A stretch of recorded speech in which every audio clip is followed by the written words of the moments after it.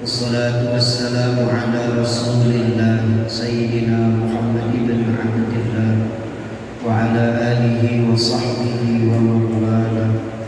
La hawla wa la quwwata illa billah, amma ba'du. Yang saya hormati dan kita hormati bersama Barakatnya Masjid Jami'ah Sultan serta seluruh jajaran pengurus, para jamaah, Bapak Haji, orang tua saya, ada Panglima, ada Bapak Rahmat, alhamdulillah. Sehat Pak Rahmat? Alhamdulillah. Kalau ada Pak Rahmat tuh enak, adem gitu kayaknya. Ya, ada kipas soalnya.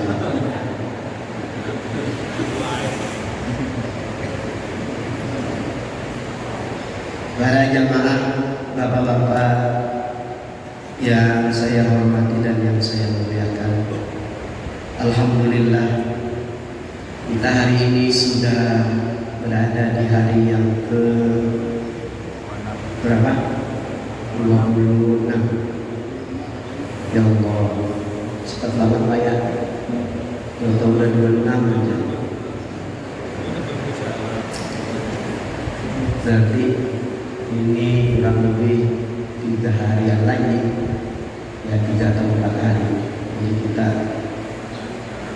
kalau keputusan resminya hari Selasa dan kemungkinan kita Rabu ya.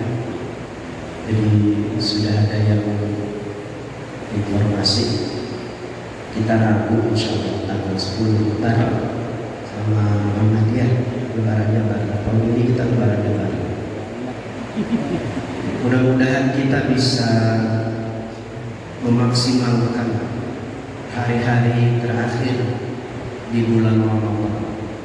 Semakin di ujung mestinya ibadahnya semakin semangat, jangan semakin kendor, harusnya semakin semangat. Ramadan itu dia ibarat bengkel mobil, bengkel motor. Jadi kalau mobil kita rusak, motor kita rusak, kita masukin ke bengkel, ganti oli yang lecet, diperbaiki di salon, luar dalam dibikin sehat, dibikin bersih, dibikin enak dilihat. Nah, mestinya Ramadan itu juga jadi bengkel buat kita. Luar dalam kita sehat, bagus, cakep. Dengan berpuasa badan kita jadi sehat. Dengan berpuasa ibadah kita semakin meningkat. Mestinya begitu. Kan bengkel tuh itu benerin ya. Begitu mobilnya keluar dari bengkel, bersih, cakep, tarikannya enteng lagi, enak lagi. Keluar dari bengkel, enak mobilnya. Nah, kita mestinya keluar dari Ramadan, enteng lagi, ibadahnya semakin enak, hatinya semakin bagus, sama orang gak pelit, mudah memaafkan. Jadi diperbaiki sama Ramadan, luar dan dalam. Kalau sekelas bulan Ramadan belum juga bisa menghilangkan keburukan-keburukan yang ada pada diri kita, maka buru-buru nangis, buru-buru nyesel, buru-buru minta maaf sama Allah. Kenapa? Sekelas Ramadan aja ternyata nggak bisa bagusin diri kita, berarti udah berkarat. Dosa kita berarti udah numpuk banget,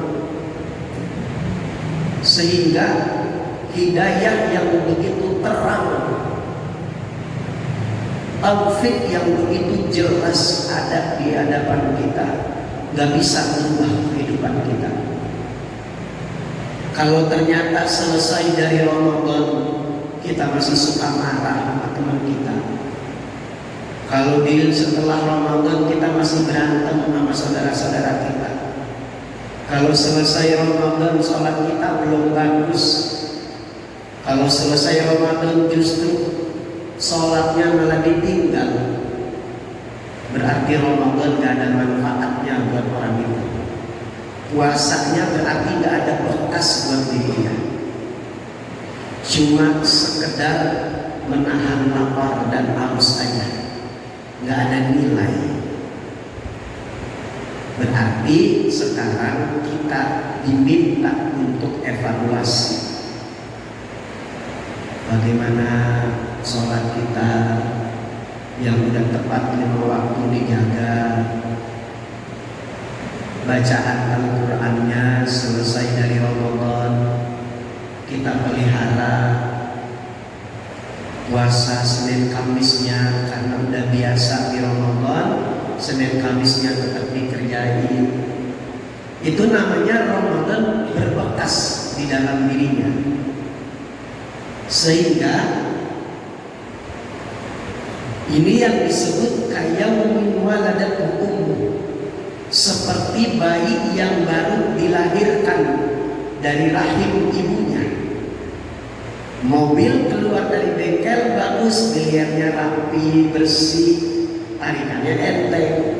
Kita keluar dari Ramadan seperti bayi yang baru lahir, enak dicium. Ada gak bayi yang dicium bau?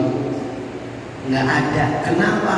Nggak ada dosa, nggak punya kesalahan, sehingga diciumnya enak meskipun belum mandi itu bayi.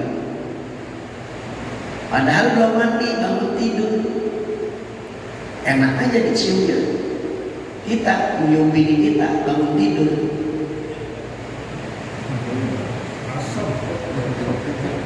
bukan bini saya ya, bini bapak-bapak ya, bini saya enak aja. Kenapa bayi diciumnya enak wangi? Nggak ada dosa. Nah, dijaga tuh, kesucian itu mestinya dijaga. Nabi kita keringetnya tuh wangi Pak, keringetnya wangi. Nabi keringetnya wangi. Kalau tangan kita bersalaman sama Nabi, itu wanginya gak hilang-hilang. Kalau ada orang yang pernah mimpi gitu ya, ketemu sama Nabi, itu tangannya wangi.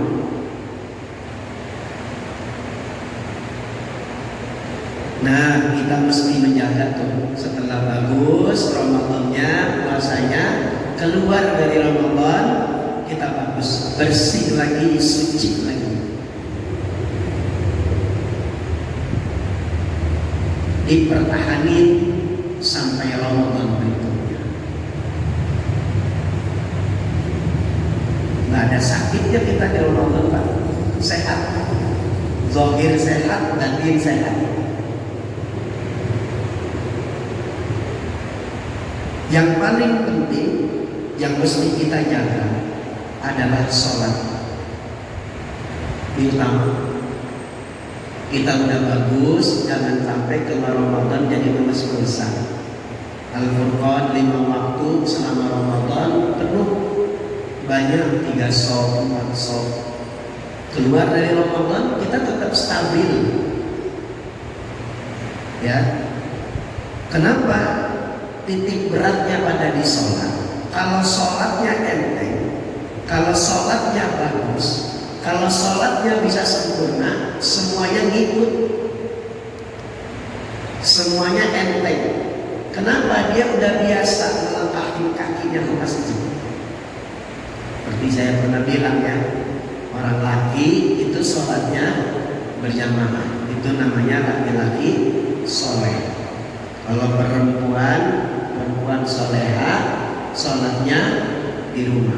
Berarti kalau laki-laki yang sholatnya di rumah, berarti dia laki-laki soleha. Di masjid kita jagain. Maka di dalam kitab Az-Zawajir, Al-Imam Ahmad bin Hajar Al-Haytami, beliau itu mentakhrij semua hadis. Barang siapa orang yang menjaga sholatnya, dia jaga di sholat 5 waktu.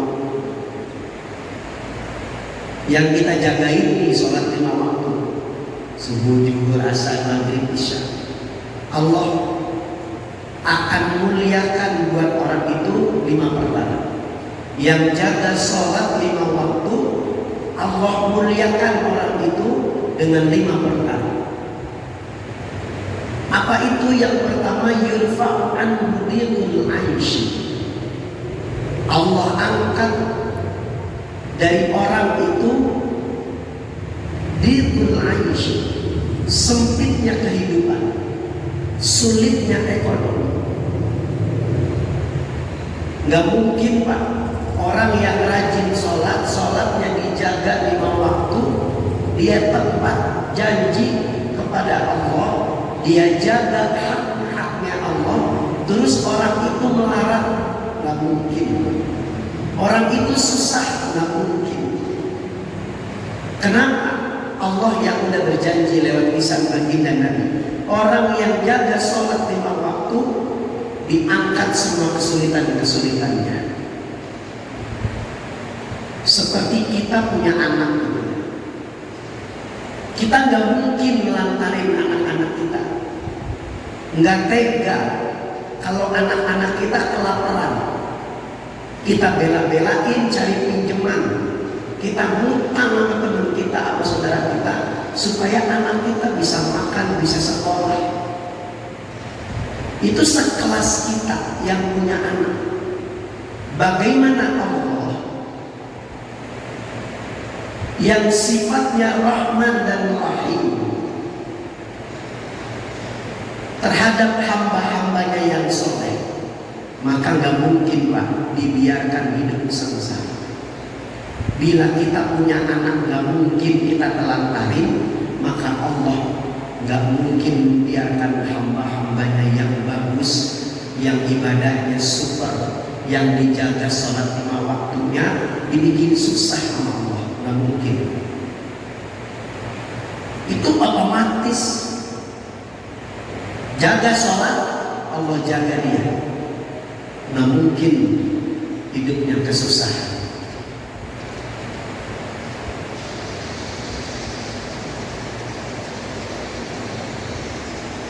Pak Ustaz, udah saya jaga sholat saya 5 waktu, hidup saya masih begini-begini aja Pak Ustaz. Ada yang begitu, kayaknya masih susah aja Pak Ustaz. Bukan, entenya yang kurang bersyukur. Allah mah udah kasih jalan, cuma kitanya nggak mau jalan.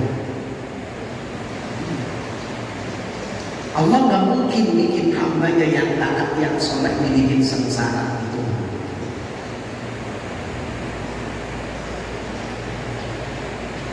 Jaga sholat, Allah jaga kita.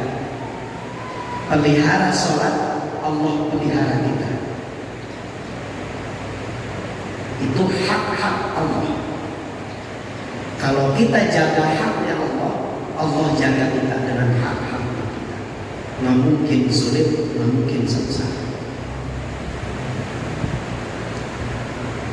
Wa adzabul qabri, dan Allah angkat siksa kubur bagi orang-orang yang menjaga sholat 5 waktunya.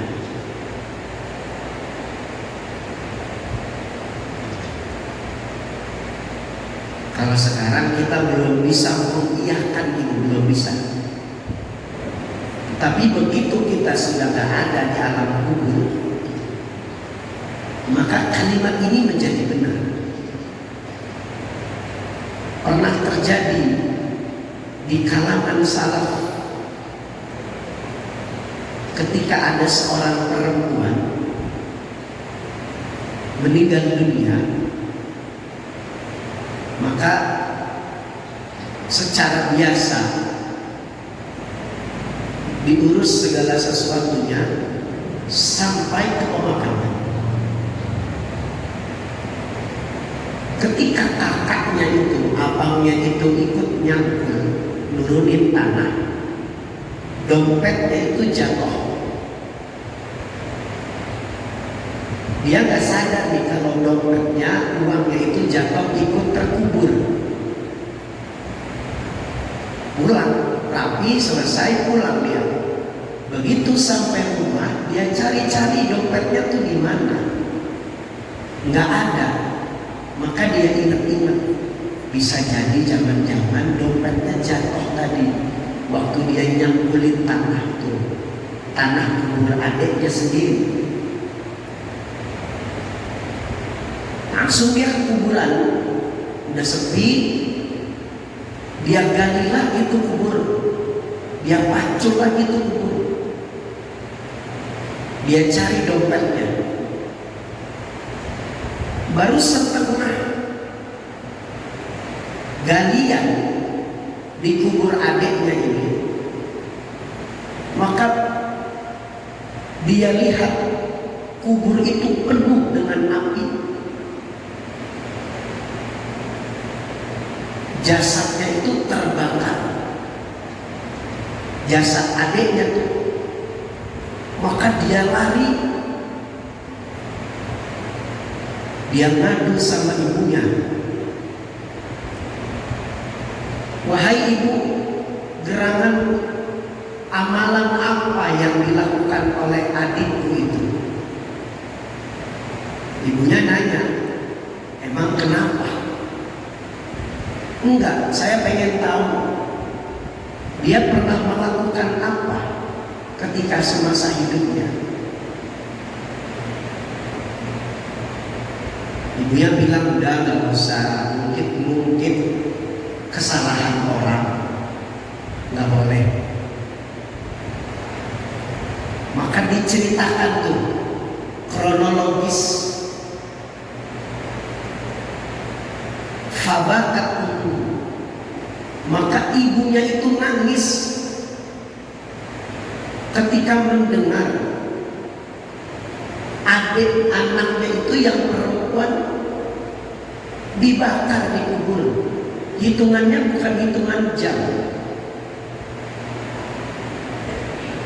Maka ibunya itu cerita semasa hidupnya adikmu itu suka melalaikan sholat dan menganggap enteng sholat.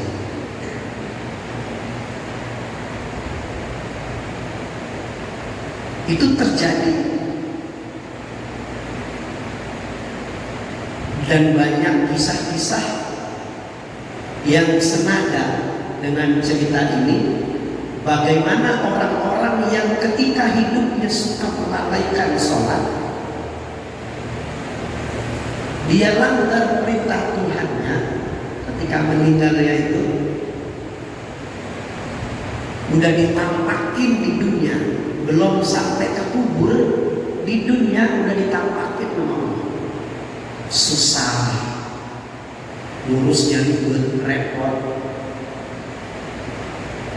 Kalau dulu ada majalah Hidayah, ya, ada yang kuburan nyempit, udah dipanjangin kuburannya, begitu mau diturunin nyempit lagi, macam-macam dah tuh ceritanya di majalah Hidayah.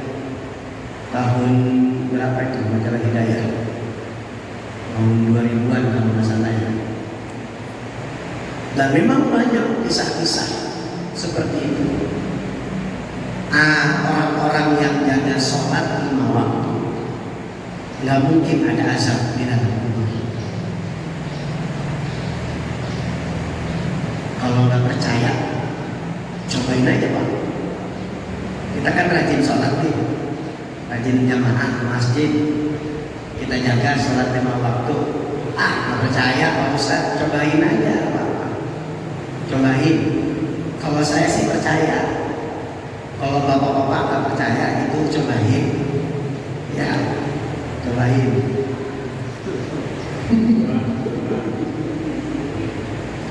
Barangkali itu nggak percaya.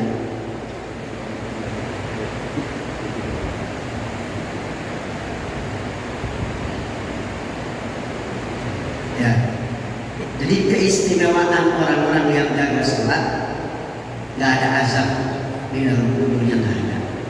Jadi jangan takut Pak, jangan kelihatan bikin apa serem gitu ya, kelihatannya sempit, itu kelihatan zahirnya aja tuh.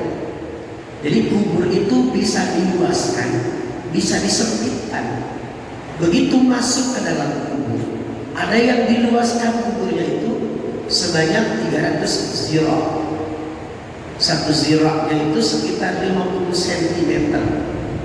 Kalau 50 cm dikali 300 berarti 150 meter. Itu di dalam kubur sendirian yang cuma lepas nama badan kita. Kalau orang yang jaga sholat 5 waktu, begitu dia masuk ke dalam kubur Pak, dibikin luas 300 zirah atau 150 meter. Bentangannya ke sana 150, depan belakang 150, samping kanan samping kiri 150. Berarti 150 dikali 4 berapa? 600 meter sendirian di kubur. Sendiri 600 meter enggak banget. Momen futsal itu boleh 150 meter. Tetapi kalau orang yang menganggap enteng, menganggap remeh, lalai sama sholat, begitu masuk tulang-tulangnya itu Pak dibikin menyilang. Tulang iga kita yang buat normal ini dibikin menyilang, dilipat sama bumi sampai bunyi Pak, kerak, dibikin hancur, habis, nggak ada yang tersisa di dalam pada tubuhnya itu kecuali cuma tulang ekor belakang. Tulang ekor nih di bokong, di atas bokong kecil itu menjadi cikal bakal. Nanti Allah bangkitin dia lagi ketika dibangkitkan menuju pada mahsyar. Begitu masuk, dengar semua ahli kubur, binatang-binatang itu dengar disiksanya ahli kubur orang-orang yang gak sholat. Jadi mereka itu sekarang berharap banget supaya bisa kembali ke dunia. Dia pengen sholat. Kok kita yang hidup malah suka melalaikan sholat? Jangan. Ramadan mestinya bikin karakter kita karakter orang yang menjaga sholat. Wayuk ihillahu kitabahu biyamini. Nanti begitu dikubur dikasih kenikmatan, bangkit dari kubur, Allah kasih catatan amalnya itu dengan tangan kanannya. Jadi ini simbol Pak, kanan itu sebuah kebaikan, kiri sebuah keburukan. Kalau kita kasih barang itu pasti tangan kanan, dan diambilnya pakai tangan kanan. Kalau pakai tangan kiri nggak sopan namanya. Ngambilnya pakai tangan kiri lebih jelek lagi. Kanan simbol kebaikan dan kiri simbol jelek. Kalau ngambil catatan amal kebaikan yang pakai tangan kanan, min ahlil khair, dia termasuk orang yang baik. Dan kita dituntut untuk husnuzon sama orang. Jangan berburuk sangka. Kalau ada jenazah yang yang kita sholatin suka nanya tuh, suka dipertanyakan, apakah orang ini selama hidupnya orang yang baik? Hadirkan dalam diri kita husnuzon. Meskipun orang ini kita tahu semasa hidupnya pada sholat, cuma kita pernah melihat orang ini pakai sarung, kan isyarat ya, kalau pakai sarung berarti dia sholat. Padahal mah belum tentu ya, padahal mah buat kredo mah ronda, tiap malam ronda pakai sarung. Apa namanya, simbol sarung itu berarti dia sholat. Udah gitu aja cukup. Oh, dulu saya pernah lihat dia pakai sarung, baik, udah gitu aja. Padahal belum tentu dia sholat. Gak apa-apa, itu husnuzon. Hadirkan husnuzon orang. Wa yamurru 'ala sirati kan-raqib. Nanti orang ini yang suka sholat, dijaga sholatnya, 5 waktunya dijaga, dia lewat jembatan sirat itu kan-raqib, seperti buruk. Buruk itu kecepatan cahaya. Nggak ada lagi yang lebih hebat kecepatan itu kecuali kecepatan cahaya. Dipelihara di dunia, nggak mungkin sengsara. Masuk kubur dikasih kenikmatan, nggak diazab sama Allah. Dikasih catatan amal kebaikan, ambilnya pakai tangan kanan. Lewat jembatan sirat, dia jalannya seperti buruk, kecepatan kilat. Tahu-tahu nyampe di ujung, nggak berasa. Karena ada yang bilang jembatan sirat itu seperti rambut yang dibelah 7. Ya Allah, mana ya rambut tipis banget dibelah 7.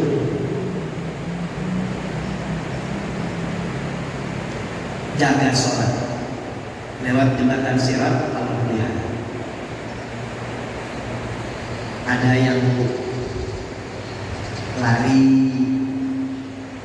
ada yang jalan, ada yang ngesot, ada yang pakai pantatnya kalau jalan di jembatan sirat. Di Makassar, ayo tergantung dulu amal perbuatannya ketika di dunia kayak gimana. Kalau bagus sholatnya, Allah pelihara dia. Jadi seakan Allah nggak redo, gitu ya. Kalau ada hambanya yang taat, yang soleh, yang jaga sholat 5 waktu, Allah nggak redo kalau orang ini dibikin susah. Di dunia dijaga, di kubur dijaga, di akhirat Allah pelihara. Wa yadkhuluna al-jannata bighairi hisab, dan nanti akhirnya orang ini dia akan masuk ke dalam surga. Nggak pakai dihitung. Allah bilang, "Hei fulan bin fulan, masuk kamu ke dalam surga. Hai fulanah binti fulan, masuk kamu ke dalam surga." Kayaknya orang Parakan kayaknya ada juga yang dipanggil gitu. Amin.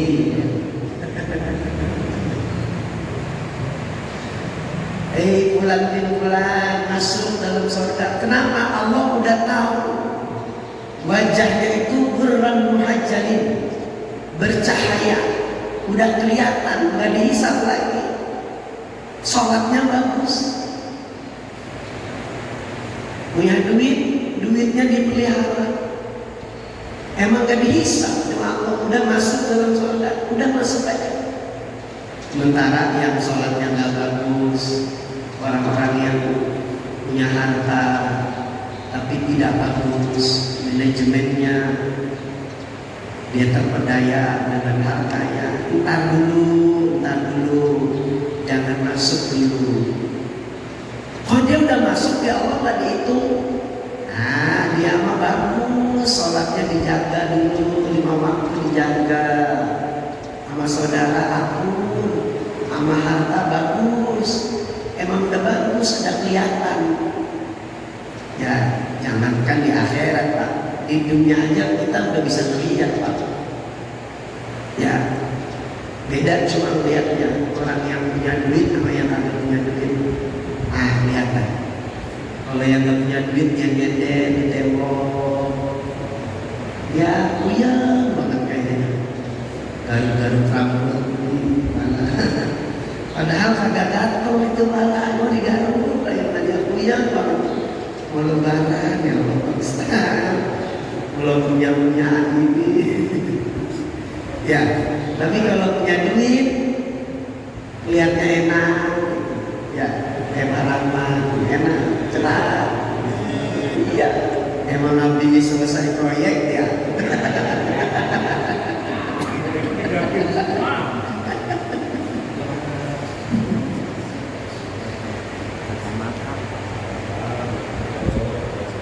Jangankan di akhirat, di dunia aja udah kelihatan tuh ciri-cirinya orang yang sholatnya dijaga, mukanya adem, mukanya enak dilihat. Kenapa kelihatan? Orang ini orang yang suka sholat. Tapi yang nggak sholat, yang sholatnya nggak dijaga, itu mukanya kusut. Kelihatan. Mudah-mudahan kita termasuk ya orang yang menjaga sholat dan kita mendapatkan keberuntungan di dunia dan di akhirat.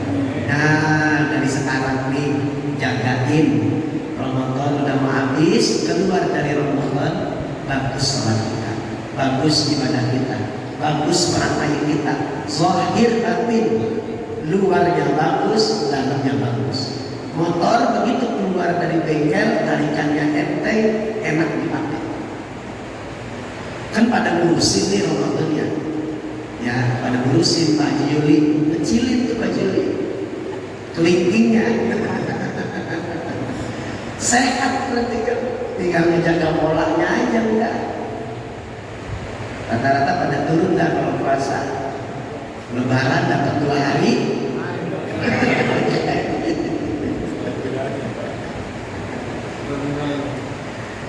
Ya barangkali ini ya, Bapak. Jangan lupa yang mau pulang kampung bayar zakat dulu. Dan kalau mau pulang pamit sama tetangga, sama saudara, jangan pulang-pulang aja, jangan bikin dosanya di sini, masa maaf-maafan di kampung. Di sini dulu maafinnya, kalau ada salah doain dia sehat, dia selamat, bisa datang lagi ke Paratan, bisa datang lagi silaturahim ke sini, bisa kumpul lagi kita di Al-Quran gitu. Ada siapa guru, minta doanya sama guru, sama saudara, minta doanya sama saudara, sama tetangga, pamit, minta doain gitu. Jangan main jalan-jalan aja, jangan. Minta doa dulu, pamit dulu, titip rumah, titip ya rumah saya, liatin, tengokin gitu. Ada apa di dalam ya ambil aja, kalau emang ada itu apa-apa. Ya ada daripada pulang-pulang basi. Nggak makan, ya kasih aja apa. Pamit, yang penting bayar zakatnya di sini, jangan bayar zakat bersama. Bagi 2 dan bagi 2. Kalau ada umumnya 3 di sini, 3 di sana. Mudah-mudahan kita bisa kembali lagi, ya masuk bulan suci Ramadan pada tahun yang akan datang. Allah panjangkan usia kita, Allah berikan kita kesehatan, dan Allah berikan kita keberkahan. Allah jaga kita, Allah perbagus ibadah kita, dunia akhirat, meninggalnya husnul khatimah. Al-Fatihah. Bismillahirrahmanirrahim. Alhamdulillahirabbil alamin, arrahmanir rahim, maliki yaumiddin, iyyaka na'budu wa iyyaka nasta'in, ihdinas siratal mustaqim, siratal ladzina an'amta 'alaihim, ghairil maghdubi 'alaihim waladdallin. Bismillahirrahmanirrahim. Alhamdulillahi rabbil alamin. Allahumma shalli wa sallim ala sayyidina Muhammad wa ala ali sayyidina Muhammad. Allahumma ighfir ya Allah ya Ghaffar, ighfir dhunubana